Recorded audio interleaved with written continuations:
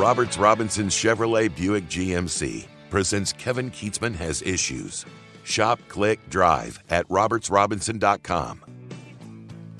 The old adage that no news is good news probably applies to Damar Hamlin, the safety for the Buffalo Bills, who remains at the recording of this podcast on Wednesday in critical condition at a Cincinnati hospital. But we got an update from his uncle on Tuesday evening after he did a couple of interviews in some places. Dorian Glenn is the uncle for Damar Hamlin, and he said his nephew is improving. It's been a life-changing event for everyone in the family, but Damar is continuing to fight, and he is down to 50% oxygen, which is a good thing. That means he's doing it 50% on his own and 50% with assistance, and they are basically weaning him off the oxygen until he can breathe fully and completely oxygenate his blood and all of his organs for his vitals without the assistance of a breathing machine. He remains sedated, is one way to call it, or a medical-induced coma to lower his body temperature, as we discussed on the podcast yesterday. Most experts have agreed that typically you do this for 2 to 3 days, and as we record this podcast, it's now been a day and a half, 36 hours, that Damar Hamlin has been sedated, and we have seen a complete change in the media coverage and the news as most media outlets on Wednesday are moving on that it is not dire anymore. They have moved on to giving sports coverage, highlights from hockey games, the K-State game that we'll get to, which was just a record-shattering performance, and a lot of people nationally are talking about that game on Tuesday night, and some other things going on in sports. They've moved on to talking about what the schedule will be in the NFL, and there just seems to generally be a tone of what we talked about yesterday, and that is this looks like it's going to be okay. But there are no guarantees. We don't know that. We don't know if there's underlying conditions. We don't know if there's a heart condition that was pre-existing that we didn't know about. We don't know if there are medicines that have been taken or things that have been done that could have exacerbated this or made it more complicated at the onset, or the type of heart rhythm that he had, or other things that he had, maybe some blockage. There could be, look, these players are screened a lot. They go through all kinds of medical exams. It's unlikely to believe or to think that he had a real heart condition going in because they know so much about these players and they check them out so completely at the beginning of every year. But anything is possible, and we can't rule anything out at this point. Many people, I'm getting a lot of emails from you, believe this is vaccine-related. That cannot be ruled out. This could have been exacerbated by that. It does not look typically like what we've seen with soccer players or other athletes, especially in Europe. And for whatever reason, it's been much more prevalent in Europe than in the United States. Athletes that have gone down with myocarditis, young men, and we know it's a factor for young men. We know the vaccine. We know as a fact now that the vaccine for young men and their hearts is not good. We have a young man with a heart problem here. Connecting those two is not a given. There's no way that's a given. We did see a helmet to the heart area in a football game. We know that blunt force trauma can bring on commotio cordis, and we know that that's what this looked like. Does that mean that's what it is? Have the doctors said what that is? No. The people who have attended to him have not said that's what this is. It's what it looks like it is. We did a whole podcast on that yesterday if you want to hear more on that. But the good news is his uncle says he's improving. He's fighting. They are giving him half the oxygen that they were giving him in the beginning. The vital signs, all of his vital signs are normal. They're stable. So what they haven't really said is the hospital hasn't updated him to critical but stable condition. That is a big change. Critical but stable is a big change. Jeremy Renner, the actor that was in a horrible accident, sent a selfie out yesterday. He looks terrible. He had his chest crushed, broken bones, got his head hit. He's in critical condition, but he's critical but stable. That means all of his vitals are now normal, and he is stable. So the family has said that Damar Hamlin is stable and that his vitals are stable. His representative said, the hospital has not said that. The hospital has not said he's critical but stable. They have not said that. His family and people around him have said that he is stable and still in the critical care unit, which is critical condition. So make of that what you will, but that is the non-update update. But I think you'll be able to tell by the news coverage as they go back to other stories and other things in sports that there is not a giant fear at this moment. Again, we're talking about a heart problem here. Anything could happen at any moment. And anytime you'd have a loved one with a heart condition in critical care, you'd be very concerned every moment of every day that that person could have a real cardiac event that could change everything. So there is no out of the woods yet. But it does seem like it's in a pretty good place and it's moving in the right direction. There are signs of this because the NFL said, we're not resuming this game this week, but it appears that the schedule will be played out this weekend regularly. That means the Chiefs will play the Raiders on Saturday afternoon. And I think what they've decided because there was some talk of, hey, we'll just make this a draw. We'll put it on the books as it never happened. That isn't fair to the Bengals or the Bills. And to be honest, it's an unfair advantage to the Chiefs. I think the NFL is hoping this will play its way out this weekend. If the Raiders beat the Chiefs, this thing has played its way out. They will make this as a no contest, and the Bills will have the 1 seed because they'll have a 1-game lead over the Bengals if both those teams win out. Now, there could be a tie. They could wind up tied. The Bills could lose to the Patriots, and then the Bengals could win, and we could be talking about a 3-way tie here. That's easy for the Chiefs. They lose the 3-way tie. They lost to the Bengals and the Bills. There doesn't appear to be a whole lot of fairness right now to anything in play that the outcome of this game is some sort of given or a tie and the Chiefs become the 1 seed. They lost to the Bills. They lost to the Bengals. The Chiefs need to earn the 1 seed by win percentage. And that's still in play. But I think the NFL is saying, let's just play the games this weekend, then let's make a decision. They could make that very quickly on Sunday and say, okay, we got to play this game, which I believe what they would do is stagger the playoffs at that point. They would have the NFC playoffs start the first week, the AFC playoffs start the second week, and then use it would come down to is staggering the title games at that point. You'd have the NFC championship game on January 29th, and you'd have the AFC championship game the Sunday after that, because that's the off week where the Pro Bowl does all its weird stuff. It's dodgeball and whatever it is that they play. And then the Super Bowl regularly scheduled. So you really, if you staggered the AFC and NFC playoffs, could make this thing work. And I honestly believe that's what the NFL is doing. Let's see if it plays itself out easily this weekend. If it does, we will cancel that game. It will have not happened. It'll be a draw if it works itself out. And if it doesn't, they may stagger these playoffs. I think that's where it is. But I think the good news here is that Dorian Glenn, it appears, is, according to what the medical experts commenting on this condition is, if indeed that's what it was, he is progressing quite well, as you would expect. You were sedated, you were stabilized, everything looks good, and he's improving.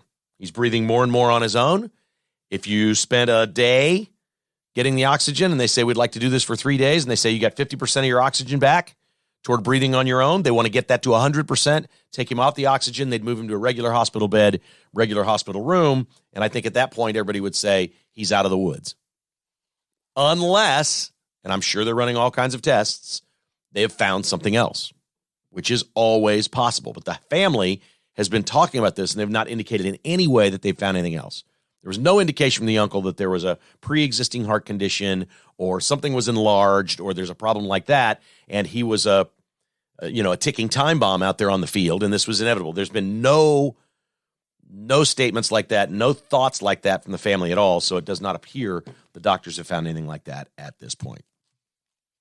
So perhaps the bigger story that's taken over is the Speaker of the House, as the GOP is attempting to take over the House of Representatives because they won it in elections. And Kevin McCarthy, everybody says this is an embarrassment for the Republicans. This is a terrible thing. This looks awful. It's a great day for the Democrats. This is nothing.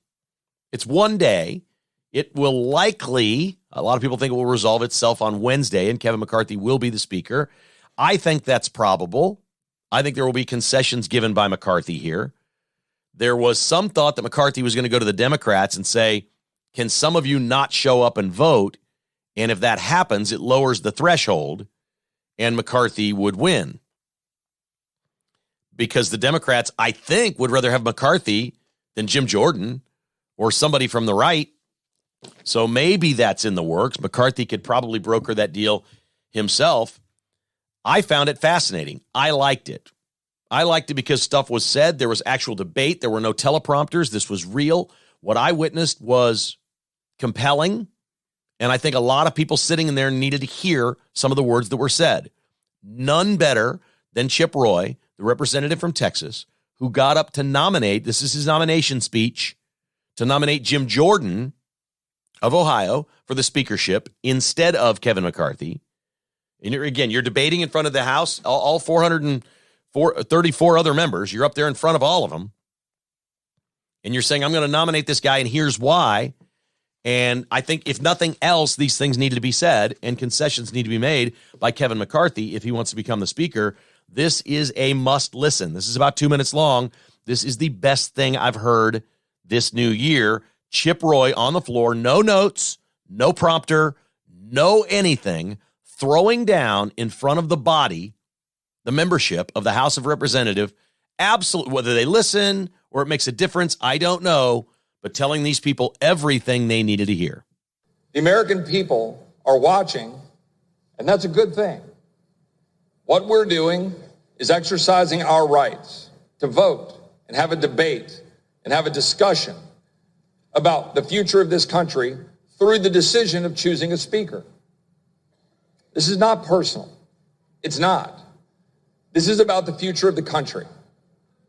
This is about the direction of the country. American people who are looking at this body and wondering why we can pass $1.7 trillion bills that are unpaid for. They can just slide in $45 billion for Ukraine but not pay for it. $40 billion for emergency spending and not pay for it. 10% increase in defense spending, 6% increase in non-defense spending and not pay for it. And not do a thing except put language in a bill that prohibits our ability to use the money to secure the border. That bill gets rammed through, and we know exactly how it gets rammed through, because the defense world and the non-defense world come together and say, you know what? We're going to cut a deal, and we'll all go to the mics, and we'll all go give speeches, and the American people are the big losers. That's what happens. We know that's what happens. The Rules Committee sits up there and passes a bill, sends it to the floor, and we have no debate on the floor of this body. We haven't been able to offer an amendment on the floor of this body since May of 2016. The former leader and I have discussed this right here. That's true. But the fact is, this place has to change.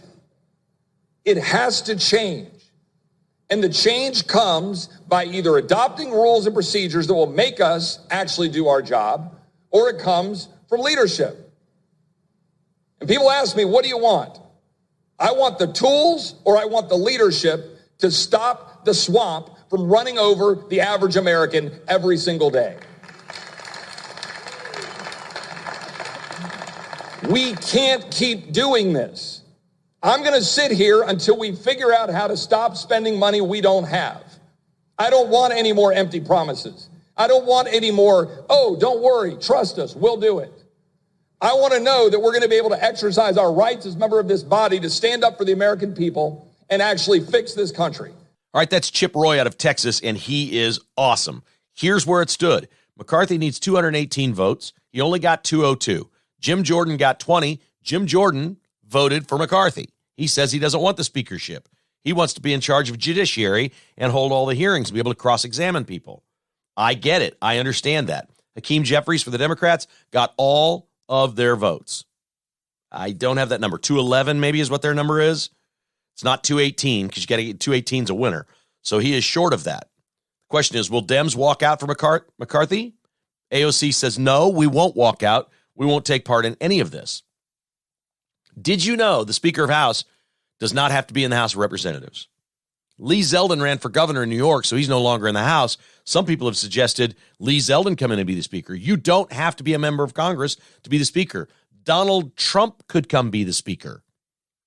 If the Republicans gather 218 votes, my God, how fun would that be for the next 2 years? He could be the Speaker of the House while running for Congress. Nobody walked up to the microphone yesterday and nominated Donald Trump just to see what kind of votes he'd get. Doesn't mean he'd take it. I had no idea. I thought you had to be in the House to be the Speaker. You don't have to be in the House. This is fun. This hasn't happened in over 100 years. This is okay. I maybe misspoke on yesterday's podcast. I said, look, let's get to work. Let's be pragmatic. Let's get this done. Let's take a couple of days this week and let's air this out. And let's get some concessions. If it's going to be Kevin McCarthy, let's get some concessions. Tucker Carlson has offered up a couple of beauties. He said there's two things that these 20 people should be demanding. These 20 Republicans should be demanding that Kevin McCarthy on day one as the speaker announces they'll be releasing all of the surveillance tapes and video around January 6th. Everything. Every movement, every action by everyone from the FBI and the Department of Justice and the Capitol Police that were involved in this.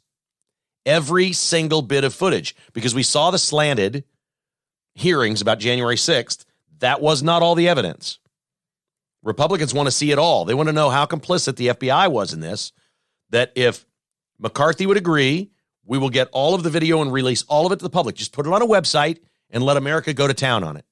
Let every sleuth everywhere go to town on it. Release every single second of footage. That sounds incredible to me. And that McCarthy would agree to a new committee to investigate the FBI. And I do believe that's more important than investigating Hunter Biden or Dr. Fauci or any of the other things we're going to be investigating.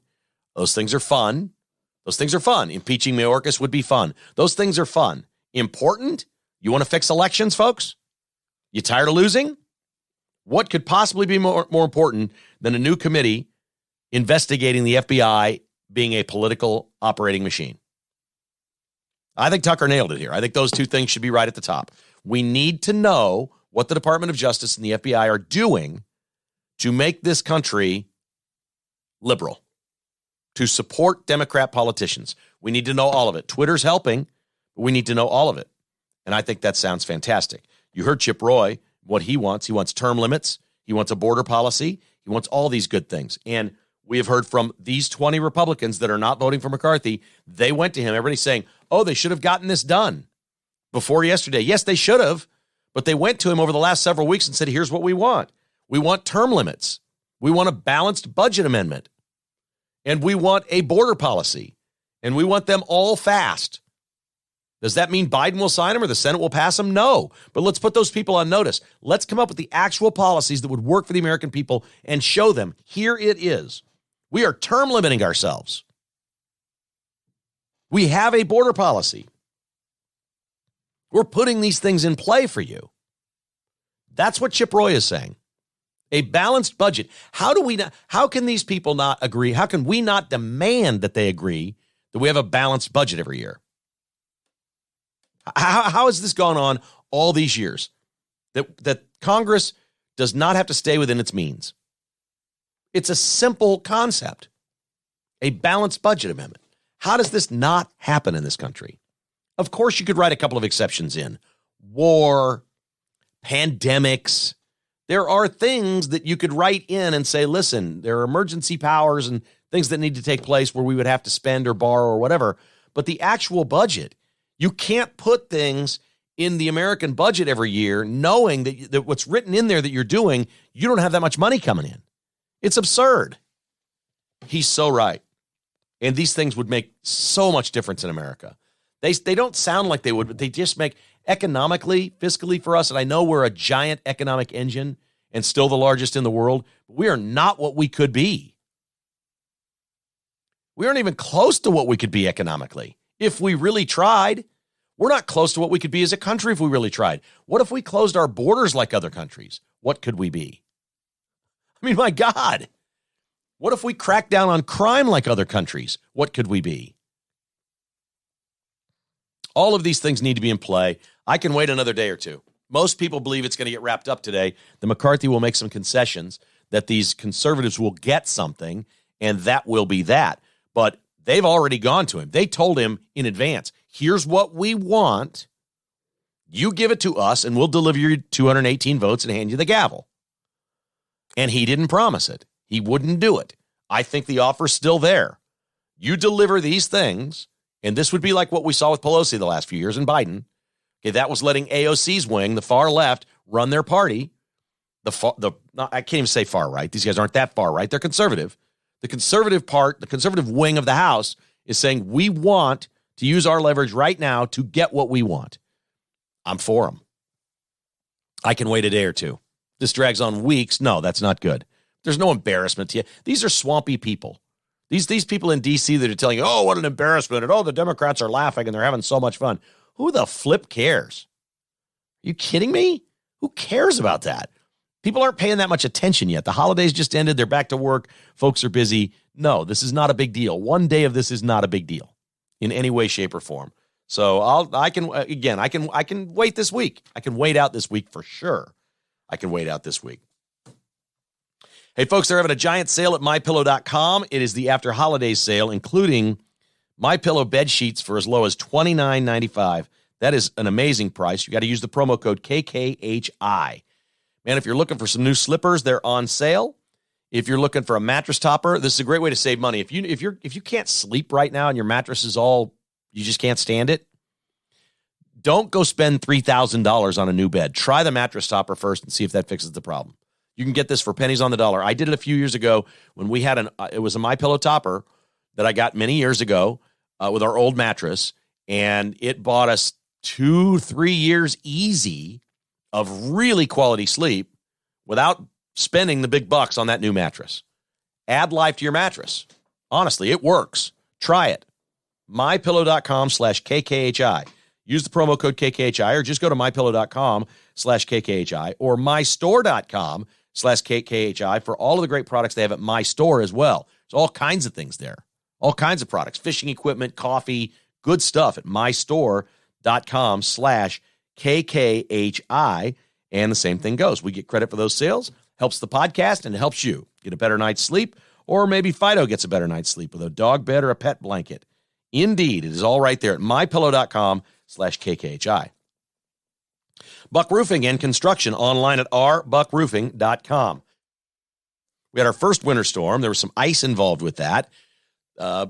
Process called ice damming can happen on your roof. And if you want to get it checked out, as we've got weather in the 40s and 50s, Ron Buck and his team will come get a free roof inspection for you. Pronto. Just call 913-384-2680 for any small repair, a free inspection, or maybe some guidance on when you may need a new roof. They're great about this. I've had people say, look, Ron came out and said you got at least 5 to 7 more years before we'd even look at this roof. It's in great shape. Why not? Call 913-384-2680. You'll sleep well knowing Buck Roofing fixed the roof over your head. Window World, simply the best for less. The official windows of the Kansas City Chiefs. You have no doubt seen some condensation, or maybe you're feeling a draft coming through some of your windows or sliding doors. Window World can solve that for you with American-made products that have lifetime warranties at the lowest price anywhere. Financing available still at 0%.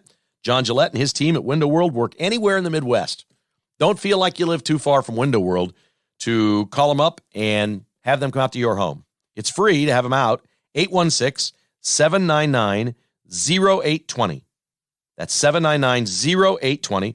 They won the J.D. Power Award again for customer satisfaction. Of course they did. It's what they do at Window World, online at windowskansascity.com. Okay, on to sports here. And this is, I didn't think at any point, any time in the next year, I would lead sports on this podcast with Kansas State basketball. What happened on Tuesday night has never happened in our lifetime. It is completely unprecedented, and it's becoming the story of the year in college basketball. Here's the headline. The story of the year in college basketball is lowly Kansas State and lowly Missouri hired new coaches who went out after gutting their rosters, brought in a gazillion transfers, and now are perhaps the 2 leading candidates nationally for Coach of the Year. That's what's going on in our backyard right now. Dennis Gates and Jerome Tang got to be the 2 leading coaches right now for Coach of the Year. Now, how this finishes is anybody's guess. But where they are right now, and Missouri plays Arkansas tonight, they go to Arkansas and win this game, oh my God, it's on. It's Dennis Gates and Jerome Tang for National Coach of the Year. Look, every fan base of every college team I've ever seen loves their hire. You hire a coach and they love their coach. That's it. So that's dog bites man. That isn't man bites dog. All right, man bites dog is when pretty much everyone that doesn't have, a stake in this as a donor to K-State or Missouri or whatever, doesn't have a stake in this, sees a hire and goes, oh my God, this is not good. And then it's not only not good, it's fantastic. That's where Kansas State is. A lot of people like the Dennis Gates hire. A lot of people. They're like, okay, he's coached, he's won, he's bringing Hodge with him from Cleveland State, he's bringing his guy. We see the plan, we see the players he's bringing in. We're like, okay, he's keeping a couple pieces from last year. We see it. This looks good. I was on board with that. That looks good. Dennis Gates, what's going on looks good. I didn't think it'd be this good, but it looked good to me. Jerome Tang, everything looked bad. 19 years an assistant, was never hired. The coaches he brought in on his staff have the thinnest, weakest resumes you've ever seen. He lost everybody but Noel, a 5'8" guard who was good last year, but not like he was last night. He brings in all new players from way lesser schools that you've never heard of. I mean, guys, and they look athletic. From day one, they look athletic, and you go, okay, but they look a little gangly, a little uncoordinated. Can they play basketball together? Is there any skill here? Can anybody shoot? They just look like athletes running around. And Tang was known and wants to be known as a defensive coach. So he brought in a bunch of athletes, and they're older guys. This is not a young team. These are older transfer guys. And then they took in Keontae Johnson, who a lot of people didn't want to take in because he had a very similar experience to what Damar Hamlin had Monday night. Keontae Johnson, in late 2020, 2 years ago, collapsed on a floor playing for Florida with basically a heart attack. He had been out of basketball for over a year and a half. Most schools said, no thanks. This looks too dangerous for us. It's not what we're about. He really couldn't go back to Florida after what those fans had seen on the court. You can Google it. It's every bit as dramatic, if not more, than Damar Hamlin. When Keontae Johnson's heart gave out and down he went, he face planted. He went forward. He walked out of the huddle. His head was kind of hanging a little bit. Then he wobbles, and it just goes. And he face plants right on the hardwood. And everybody thought that's the end of his career, just as we're saying about Damar Hamlin. Keontae Johnson had a big insurance policy, and he had a few games to play and see how he felt and have doctors check him out. And if he couldn't play anymore, he was going to collect on that. He has gone past that threshold. He is a basketball player. He wants to keep playing basketball. He's the third leading scorer in the Big 12 right now, and he was a freak show at Texas on Tuesday night. And he wasn't as good as Marquise Noel. The media were in agreement. Kansas State was picked dead last in the Big 12. Dead last were picked the Wildcats, and I was right there with them. I pointed out, said on this podcast on Twitter, this is a coach that was an assistant coach for too long. He has hired assistant coaches that we've never heard of. It doesn't look like they have the resumes. He's bringing in players from schools we didn't even know existed. This looks bad. And by the way, there was a point where they had all these defections at Kansas State. I want to say he went about 3 months on the job before he had enough players to field scholarships to actually put a starting five out there. Like, it took him forever to get these players to transfer in.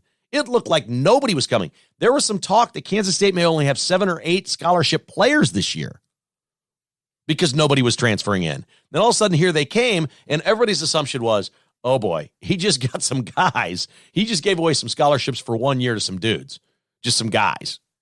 Everybody thought that, including me. I've never been more wrong, and I've never been more happy to be more wrong.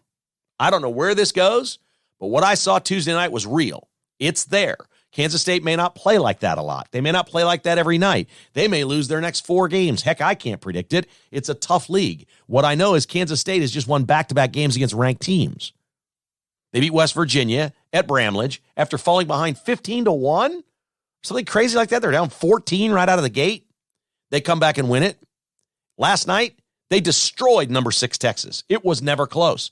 They came out of the gate and bombed them. Here are the crazy numbers in this game. Kansas State wins 116-103. It's a school record for points. It's a Moody record because the new building just opened up. It may stay forever. I honestly believe I will die, and that will still be the record for points in the Moody Center. It's clearly the worst loss ever for Texas at the Moody Center. It's also their first loss ever at the Moody Center. It's the first time in the history of college basketball a non-ranked road team scored 100 points against a top 10 team in their building. Marquise Noel was crazy good. He had 36 points. Keontae Johnson added 28. All 5 starters were in double figures. Should I keep going? This is insane. K-State shot 60% from the field, 54% from three, and the percentage went down. They were shooting better. At one point, they were shooting 62% from three. There was a point in the game where they hit 2 out of 3 three-pointers, and their percentage went down. They scored 58 in both halves. They were picked last. I was not alone. I was on no island saying, Kansas State, this looks terrible going into this year. I mean, you couldn't have looked worse coming into this year. This is one of the great stories ever. Love being wrong on this. It's fantastic being wrong. Here's the problem with K-State fans and college fans in general. So I'm going to generalize. I don't want to just target K-State fans. Okay? 90% of your college fans just drink the Kool-Aid. You hire a coach. Oh, my God, he's the best. He's so good. His wife cooks, and the players come to their house, and they're good, and he's a good person, and he's Christian, and our coach is better than your coach. Immediately, that's what college fans do with their coach. Immediately. It doesn't matter who you hire. This is our guy. We got our guy. Oh, my God, he's so good. And they don't look at the metrics. Look, I'm right more often than I'm wrong on these coaches. I'm way wrong on this one. My point, I've got emails.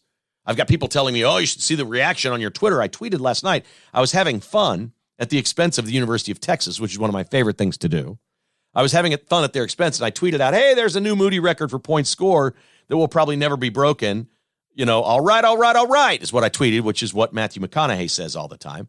Having fun, and I don't read the replies, but I got emails came in, said, oh, God, you're getting blown up on the replies, that you're a loser, you're no K-State fan. I'm not. I'm a podcast host, so K-State fans, crush me all you want. Here's the problem. Show me your bet slips from last night. Show me your bet slips there'd be 200 points scored in this game. Show me your bet slips that Kansas State was going to win by 13, and you walked out to Hollywood Casino and put $5,000 down on it. Show me that you knew this was going to happen, because you didn't. And you can come after me all you want. I don't care. My friends are doing it too. I'm cool with it. I know who and what they are. I love them. They're my friends. Great. They didn't know this was coming. They get to bask in the glory of, Kevin, you suck. You were wrong. We were right. We loved our coach from the beginning. You had no clue, K-State fan, that this was going to happen. Zero.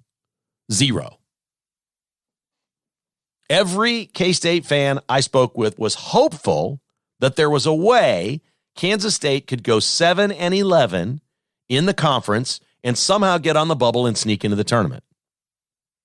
Well, right now they're 13-1, 2-0 in the league, and they just won on the road at number 6 Texas.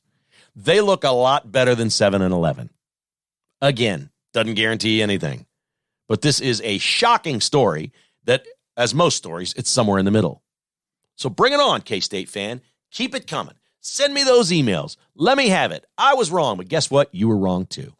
I never saw one person anywhere on Twitter. I never saw one. I don't know one person. I don't know anybody that said, oh, God, he's going to win the Big 12. Here it goes. This thing's on. They're going to be ranked. They're going to win these games. They're going to go to Texas and win, and they're going to score 116 points, and this is going to be a scoring machine. There was no reason ever at any moment to think this was going to happen until the last 2 games. There was a sign of it at T-Mobile Center when they unloaded on Nebraska and made 11 three-pointers in that game. And they looked really good beating Nebraska, a legitimate team that's had some good wins this year. I was like, wow, was that a one-night thing? And I remember telling my buddies after that game, that's the most threes they'll make all year. Well, it wasn't. They topped it last night. They hit 13 of them. They can shoot. It's crazy. I don't know how. Jerome Tang is also shocked, by the way. So you want to blast me? Blast your head coach. Rip away, Cat fan. Jerome Tang, after the game last night, said he considers himself a defensive coach, and for him, quote, the game last night, quote, it was a headache, unquote. Jerome Tang watched his team win 116-103, led the entire way up by as many as 20-something. It wasn't as close as the final score, I don't think. I mean, they just bombed Texas. It was unbelievable if you saw any of it. It was ridiculous. And the coach said, quote, it was a headache. This ain't what he signed up for either. He didn't know he had this. He had no clue he had this. Blast him. He's calling it a headache. Remember, he came from Baylor, the school that likes to win 55-53. Now, they've moved on from that. They've been obviously better than that. They've won a national title, and they've scored more. K-State's next game is at Baylor. That'll be interesting. Jerome Tang goes home to Waco, and Kansas State will look for 3 wins in a row over ranked teams. And the expectations have changed. Opponents' preparation for Kansas State has changed. They're at a new level after last night. They sent a shockwave through college basketball. They really did. There are people all over the country going, what? Oh, what? This team was picked last in the Big 12. Last. KU wins on Tuesday night. They do it dramatically. Look, this is just a script that Kansas has. They just do this all the time. Get a lead. They're the better team. They're on the road, so it's hard. Texas Tech comes back. They have a chance. Kansas makes a mistake. Here comes Texas Tech with a chance with the ball. Last shot of the game. Chance they're down 1 with a chance to win the game. Texas Tech turns it over. KU gets a breakaway dunk, and they win by 3. We've seen that a million times with Kansas. It's really sort of normal. I'd make a bigger deal about the win, but it's kind of what they do. It's normal. That's a compliment. Texas Tech fans were booing. They didn't like the officiating. They were mad there wasn't a foul called on the steal. I would point out it's amazing there wasn't a foul called on the breakaway dunk because that was really a dirty play at the rim and wasn't called. They just gave him the dunk and did not add a foul. You're going to boo refs. Fran Fraschilla said they swallowed the whistle. Maybe it should have been called there. There's always controversy around these things. Everybody thinks KU gets all the calls. I'm bored by it. I'm just honest with you. I'm bored by it. It's the same stuff. It's the same thing every year. Look, I watch Kansas games, and I'm watching both these last night at the same time. And I'm like, there is no way Kansas is losing this game. Texas Tech's got the timeout. They're setting up. Oh, yeah. Oh, sure. Texas Tech is going to win the game right here. No, they're not. Even if somehow they slopped one in, there would have been 4.8 seconds left, and Kansas would have topped it and scored. You know it was going to happen. You just don't even think about the outcome. You just wonder what the final score is going to be. Am I surprised by any of it? No. Have we seen this a million times before? Yes. Am I blaming the refs for Texas Tech losing? Hell no. Kansas was the better team all night. They had the lead all night long. There's no, the refs cost us tonight or whatever. They were, it was like a Hail Mary finish for Texas Tech. They had to storm back in the last minute and a half and try to win this game. And they did a great job getting themselves to that situation, but just getting yourself there doesn't do it. You can't count on the refs to win it for you. Tired of it. Tired of hearing about it. It's actually, to me, Kansas isn't that interesting until the postseason. They're going to win this league. They're going to win the league. It's done. It's over. It sure as hell ain't Texas. That was the team with the best chance. They just got bombed by Kansas State. It ain't them. Doesn't look like it's Baylor. We'll see. Again, Missouri at Arkansas. A great game on Wednesday night. I do get into college basketball. Right after football's over, man, I start watching, and I am all in. I can't wait to see Missouri and Arkansas. This should be a great, great game. And the Tigers and Dennis Gates obviously off to a great start. Their only hiccup was that really bad performance against Kansas. And I think those teams are somewhere in the middle. There's no way Kansas is that much. Kansas is better than Missouri. They're not that much better than Missouri. They just aren't. That was a day. That was a moment. That was the thing. And it was probably a good learning experience. Hey, here's what it takes. Missouri has thrived since then. College basketball is on. Our friends at Cross Kitchens love college basketball. Online at crosskitchenskc.com. For, you know what, if you just want to dream a little bit, Tim's got time. He'd be more than happy to come out to your house and just take a look. Say, here's what we're thinking. What do you think? What might something like this cost? Because if you're like me, you just don't have any idea. And maybe it's, we dream we'd like to do all of this, but then maybe it's just new countertops, new flooring, and you feel like your kitchen is just rejuvenated. Cross Kitchens understands that. They want to work with you. They don't want to push you into doing something you're not comfortable doing. They want to do it on your budget, your time frame, and make your home your palace. CrossKitchensKC.com. Advantage Termite and Pest Control. They'd love to get your phone call right now and say, sign me up for 2023. I'd love you to take care of all my pest control. I'll leave the other guys and go with you because, well, we love good, great, conservative local companies like Advantage Termite and Pest Control. Online at AdvantageTPC.com. You can sign up for annual service. They come quarterly. You won't see any critters. And if you see anything in between, they come right out that day and fix it for you. They're really that good. Trust me. Advantage Termite and Pest Control is really that good. You may have somebody that's good. I can promise you Advantage is better. 913-768-8989. Online at AdvantageTPC.com. The Finch Knife Company. Online at FinchKnifeCo.com. Dealers or direct, welcome. If you want to order a knife, feel free to order a pocket knife at FinchKnifeCo.com. But if you've got a store or a dealership or you know somebody in the sporting goods business that would like to stock Finch knives, they will sell. They'll also get mentioned on this podcast. If you have a local store and you would like to put Finch Knife Company in your store, you'll get some run for your store right here on this podcast. Put them in, we'll sell them. I promise you. FinchKnifeCo.com. They're beautiful knives, and they're awesome tools. So solid. I've had emails from people say, oh, we went out and had this happen. One story was we were out walking on our property and weren't really hunting, but we had our guns, and then we saw one, and, well, we didn't have all our gear with us, and we used the Finch knife to gut it, whatever you call what you do to a deer. I'm not a deer hunter, but the Finch knife did it. Are you kidding me? That's incredible. FinchKnifeCo.com. And Amazing Garage Floors. I've told you how easy it was to clean out my garage after that snow. I like the snow. I hate the salt and sand and all that crap that's everywhere. It's so bad for everything. It's bad for your concrete, but I sealed my driveway before winter with Amazing Garage Floors, so I'm comfortable with it being on the driveway before I hose it off. And then in the garage, it's just so easy with an Amazing Garage Floor. It takes less than 10 minutes. Your garage is restored to pristine, beautiful, clean shape. AmazingGarageFloors.net. Call John or Heather today and say, let's get on the schedule this spring. I'd love to do this. 913-901-7139.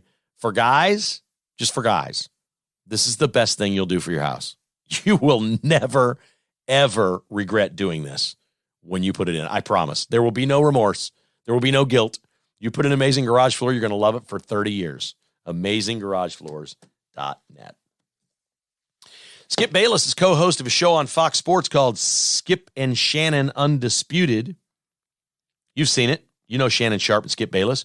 Skip Bayless on Monday night, he's the person now everybody wants to cancel because, so you see this thing happen. Damar Hamlin had a heart attack, cardiac arrest on the field. We all saw it. It was dramatic. Immediately, people on the left want the game stopped. Immediately, people on the left want football stopped. Immediately, politics comes into this. It always happens.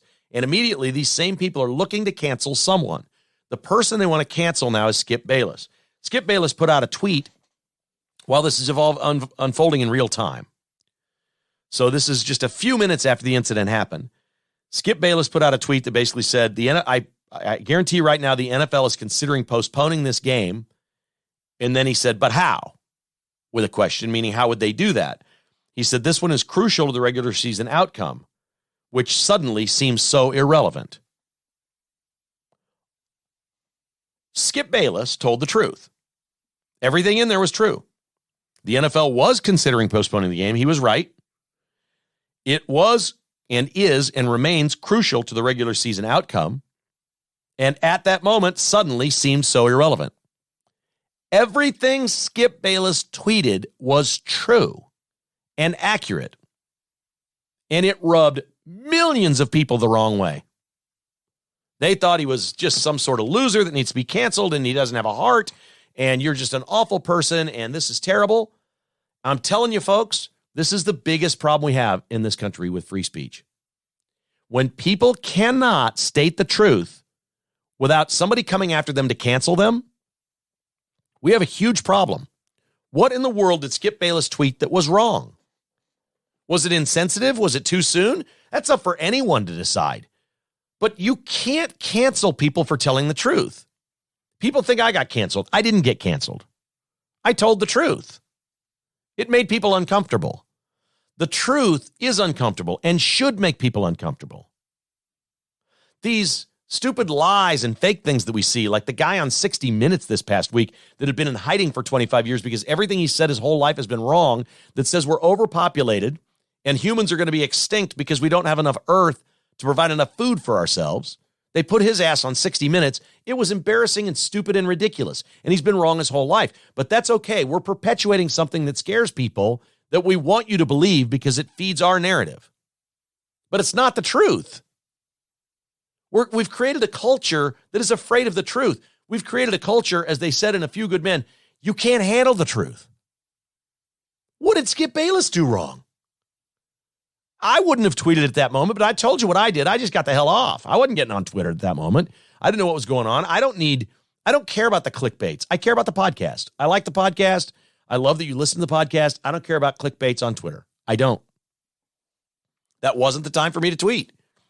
But everything Skip Bayless said was accurate. He did. The NFL's considering postponing this game. Fact, because they did postpone it. It's crucial to the regular season outcome. Fact, they're still considering that. And he said, which suddenly seems so irrelevant. You're just looking for someone to blast. And here's the worst part, because I actually thought they were friends. And Skip Bayless has gone out of his way to be as liberal as he could possibly be around Shannon Sharpe and on that show. Whenever anything comes up with kneeling or anthems or political or whatever, they're both just leftists on there. Shannon Sharpe wasn't at work yesterday. I thought, well, maybe he had travel problems getting home. Maybe he planned an extended vacation, but it doesn't seem likely. They had just had some time off, or maybe had time off around the holidays. Didn't seem likely, but Shannon Sharpe wasn't there, and people noticed. And Skip Bayless had to basically do the show alone, and he came on with an apology that he should not have apologized for this. I know he feels terrible. I know exactly how he feels. I've been there. Everybody's out to get him. It's a terrible feeling. But you didn't do anything wrong. What you tweeted, the timing maybe wasn't the best. I don't, but again, you just can't blast people for speaking the truth, for saying things that are factually correct. And I do think what got people was the but how with a question mark. I think but how is, how are they going to do this? Folks, as we speak today, they're still trying to figure out how they're going to do this. I don't think he was saying they can't do this because there's no way to do it. I think he's wondering, well, how would they do it? But how would they do it? They're still trying to figure that out. There was nothing in Bayless's tweet that wasn't factual. I'm sick of it. I'm absolutely just sick of it. I'm going to keep pointing these out when people are blasted for things like this because, I don't even like Skip Bayless, really, to be honest. I don't. But I'll defend him and support him. I mean, he didn't do anything wrong here. He didn't do anything wrong. We'll see what happens. This has got a lot of people thinking about their mortality. And we should all be thinking about our heart. And this is serious. And I know a lot of times I talk about things we can do or our sponsors or, whatever. This is a real thing. This heart scan and advanced medical imaging, I cannot encourage you more than I can this week to schedule this appointment. I'm going to give you the phone number in a minute if you want to write it down. The website is medimageks.com. I'll give you that again. The heart scan is out of pocket. For whatever reason, insurance companies don't pay for these heart scans. I don't get it. It's not expensive. It's less than $100 at Advanced Medical Imaging. Of course, they do MRIs and CT scans with your insurance when you need them. They can get you in faster than the hospital chains. They can always get you in today or tomorrow. Time is everything with these things. Advanced Medical Imaging is in Lawrence. Maybe a little bit of a drive for you. It is well worth it. Make a day trip out of it. Find a nice day. Plan on going to lunch. Take your spouse. Take your friend. Take your son. Take whoever. And go do this. Make the appointment. Schedule your heart scan and get your plaque score. They see all the organs in your torso. But I can't tell you how comforted I am that my plaque score is 0 from going to Advanced Medical Imaging. Of all the times to think about doing something of any of the sponsors on this podcast, think about this week after watching Damar Hamlin, what happened on Monday night. Call Tricia at 785-856-0224. Once again, 785-856-0224 and schedule your heart scan. It takes less than 10 minutes. The machines are huge. You're not really even in it. It's so easy what they do for you. They're the quietest, most comfortable machines available anywhere in the Midwest, and they have the most natural, quiet lighting ever. This is not hard, guys. Look, a lot of guys just don't want to do stuff with the doctor. This is so easy. This is so easy to do. Get the heart scan. Online, medimageks.com, or call Tricia at 785-856-0224 of all weeks or anytime. After watching this happen, know what's inside. That's what they say at Advanced Medical Imaging. Know what's inside. Know what's inside. This is no longer a thing where you just have to wait until you're sick. Oh, we're going to send you. Oh, you're really sick. You got a huge problem here. You had a heart attack. We're going to send you now to get in. No, don't wait. See what's inside. It's less than $100. Come on. It's your health. Do it. Do this for yourself. Also, a great week to go to B-Stock. I'd love to tell you they're having like an after the New Year sale or after the holiday sale. Their prices are so low year-round, they didn't change their prices. They're the same this week as they always are. But we got a little thing called the Super Bowl coming up. It's a pretty big game. I don't know if you know about it or not. If you want to see the playoffs, the Chiefs in the playoffs, and then the big game coming up in February on a big, beautiful new TV, there is no place better than B-Stock. I'm partial to the Samsung Q70 QLED 4K. It's excellent for gaming as well. It's $9.99 at Best Buy. It's $6.99 at B-Stock in-store. If you can go there, 14680 South Flaming Road, or order anything on their website, ship it anywhere in the world, bstock.net. Okay, we're going to stay on this Damar Hamlin situation and see what the NFL decides. I feel like we'll have a lot of news coming up on Wednesday. We'll probably do an additional patron podcast on this Wednesday because I think we're going to get news with the Speaker of the House, and I think we're going to get news from the NFL. And as I remind people, you can become a patron. That's where we update breaking news. When things happen during the day and we put up an afternoon podcast, that's where it is. It's always for the patrons, and there's likely going to be one as news breaks on this Wednesday. If you'd like to become a patron, it's really simple. It's $5 a month. You go to the website, kkhasissues.com, click on Become a Patron. It's much easier on your desktop or laptop than on your phone, but it's so simple. It's inexpensive, and we update the breaking stories of the day with afternoon podcasts for patrons only. That's what we do here at KKHI. So if you'd like to be part of that, as the speakership is on the line here, as the NFL and the Damar Hamlin situation are evolving, that's where the updates usually occur. I usually send them out around sometime between 3 and 5 in the afternoon, depending on how news breaks. We will probably be doing that on Wednesday, and I'd love to have you as a patron at KKHI. It's really simple. It's really easy to sign up, and we'd certainly appreciate your support. Get on your desktop or your laptop, kkhasissues.com. Click on Become a Patron. You'll be done in less than 5 minutes. You'll also get the newsletter each and every weekend from Kevin Kietzman Has Issues.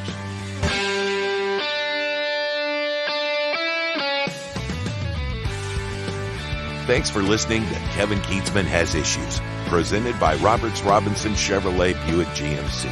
To get exclusive patrons-only podcasts, receive a weekly newsletter, and attend in-person patrons-only parties, visit kkhasissues.com and become a patron today. This has been a production of Crooked Tail Media Incorporated.